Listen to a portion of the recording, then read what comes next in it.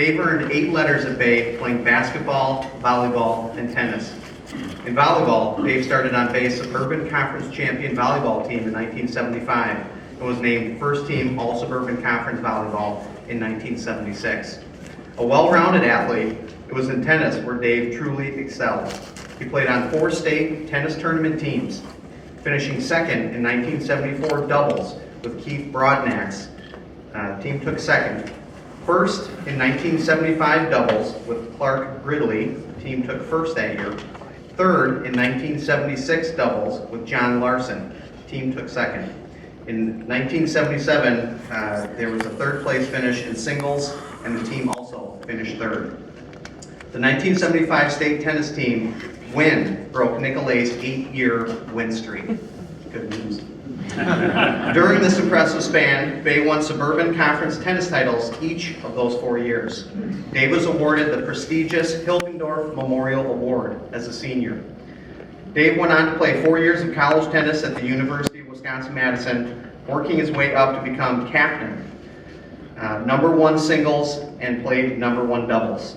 He was twice named to the All-Big Ten team in 1980 and 1981. He qualified for the NCAA team and individual doubles tournaments and won a Big Ten doubles title. Dave also served as the Wisconsin men's varsity tennis head coach in 1981 and 82.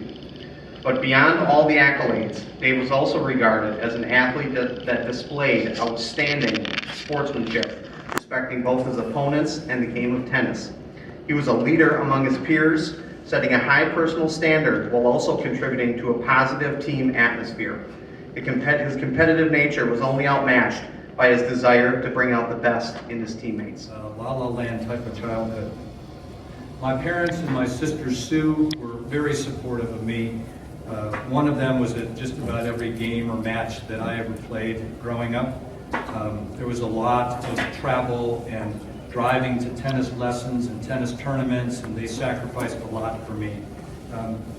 It's fair to say I had every opportunity that a kid could want to grow up and be a good tennis player, and I have my parents to thank for that.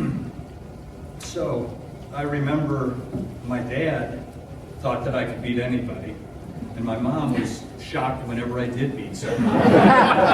So between the two of them, they were a good balance. Their attitudes kept me in check, no question. I was able to play 3 sports in high school, as Jason outlined, and that proved to be really helpful to me. I think some kids specialize, and certainly there were tennis players in my day who were just playing tennis, but to play basketball and volleyball gave me helped me athletically and helped me socially. There was a new friend group every season. So definitely glad I did that. I played 4 years of basketball. I think some of the guys that I've played with know I'm not standing up here because of my basketball prowess.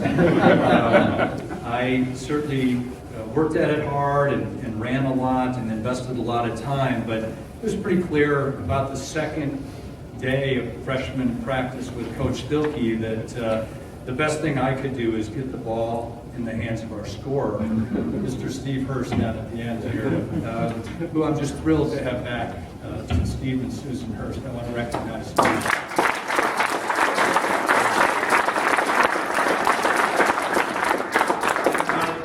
That played with Steve, it wasn't really that hard to get him the ball, okay? Because as soon as he got into his shooting range, which was about when he stepped past half court, he was raising that hand, I'm open, I'm here, I'm free, and we got him the ball, and unfortunately he made a lot more baskets for us than he missed, so great to have you here. I also played volleyball. I tried out for the team my junior year and learned the game from Coach Dante Dellapasqua, who I think is in the Hall of Fame.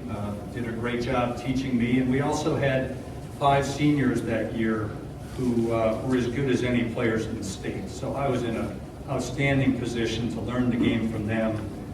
My memories of volleyball are just hopping on a bus and going to places like Antigo and Kaukauna and playing 16 games in one day, and we came back with a couple of trophies. We won a lot. We had a good team, so a lot of good times on the volleyball court.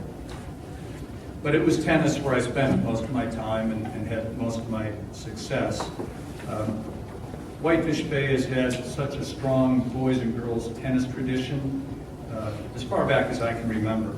So many talented players have played here, and that continues to this day. So coming into the Bay, there were high expectations. When you put a Bay jersey on the tennis court, you were expected to do well.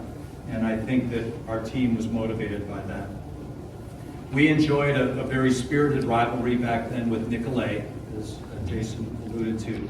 They were in the Braveland Conference, we were in the Suburban, but it was really about who was going to win state. And they had won 7 in a row when I came in. And our team was, they were coached by J. Kerry Bachman. They got a lot of recognition and had wonderful players. But we were hungry to try and take that away from them. So we knew it would take extra effort to dethrone them. And our group of guys, my freshman year, about 8 weeks before the state tournament, we would get together and do 2-a-day practices. Certainly we did everything in the afternoon with the coaches, played our matches in the afternoon, but we also played at 6 in the morning, either outside at Cahill, a little cold, but doable, or indoors at the old Milwaukee Indoor Tennis Club. And we ran extra sprints and hit a bunch of extra tennis balls and simulated game situations, and I think that really helped us both get ready, but also come together as a team.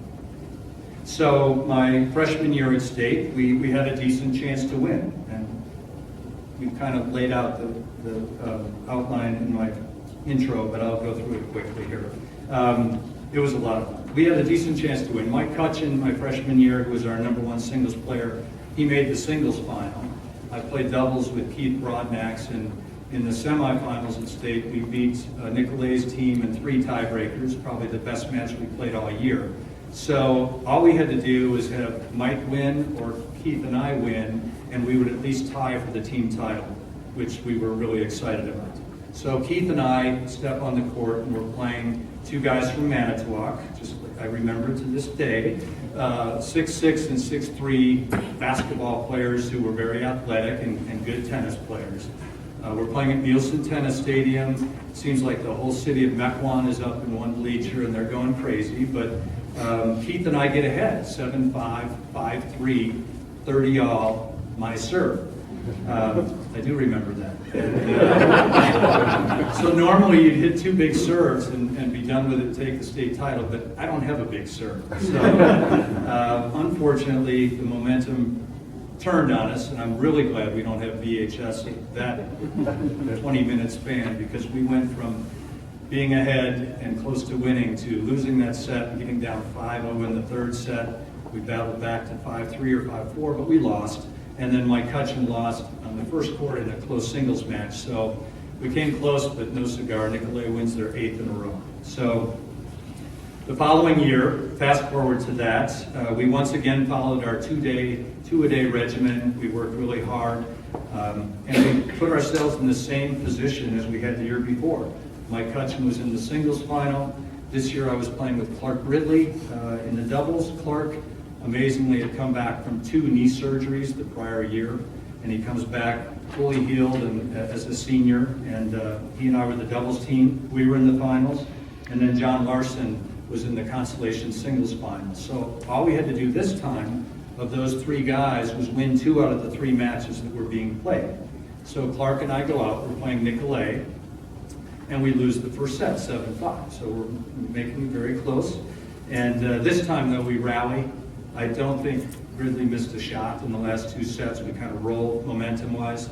Mike Kutchin wins the singles, an incredible accomplishment, and John Larson won his singles match. So we won going away and finally broke Nicolet's streak. And we finished within a minute of each other. So each court kind of happened all at one time, and we were all dancing around like crazy high school kids, is what I remember. So great fun. I also have 4 coaches to say thank you to, and I certainly learned something from each of them. Coach Stilke, freshman year basketball and certainly helping out in other years as well. I remember that you made basketball fun. Staying after practice, playing games of course. I know you thought you were a very good shooter, and you were pretty good. You got as charged up and excited for games as we did, and I think your enthusiasm was contagious. So really enjoyed that experience. Coach Della Pasqua, my volleyball coach, Dante was the epitome of calm in the eye of the storm.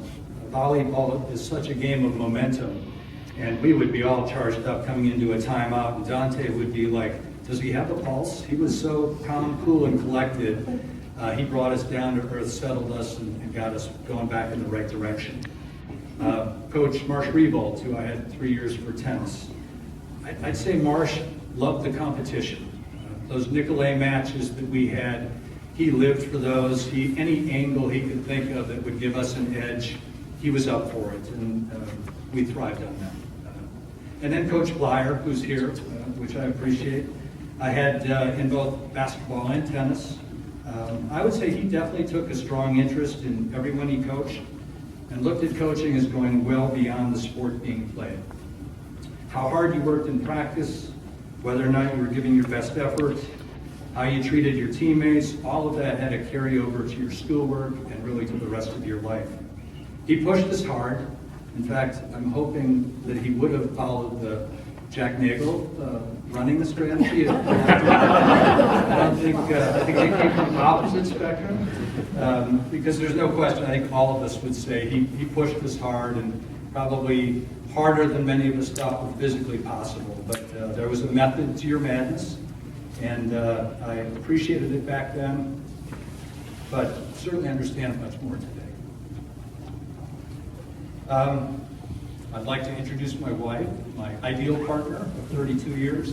Thank you for being here. We have 3 sons, Andrew, Brad, and Riley, and they're out of town, couldn't travel in today, but they are excited for me, and we're going to see them in a couple of weeks at the college graduation, so we're going to all be together.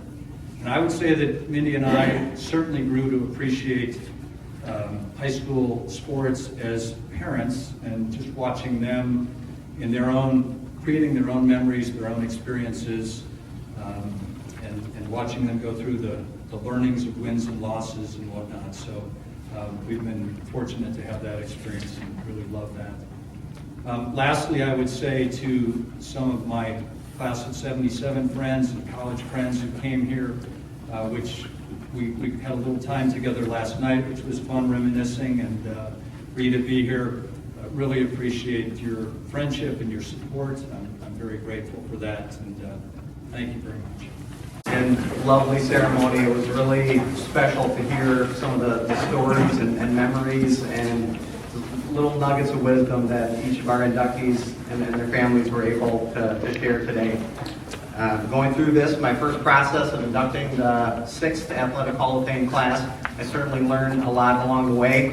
It was very energizing. In fact, one of my favorite things was reaching out to the nominees once the selections had been made to share with them the news. That was the highlight of one of my days. Earlier in the fall, when I was still learning the ropes, it was very uplifting. So to close, I would just like to end with tradition, excellence, sportsmanship, pride, Duke pride. The legacies of Jim Bourne, Earl Zamzo, Tiffany Stone, and Dave Pelisek are forever etched in the proud history of this fine institution. Thank you for the contributions you made to your high school, and more importantly, the example you set for your teammates and all the subsequent athletes that have competed in a Blue Duke uniform. Whitefish Bay High School is eternally grateful. Thank you to everybody for coming.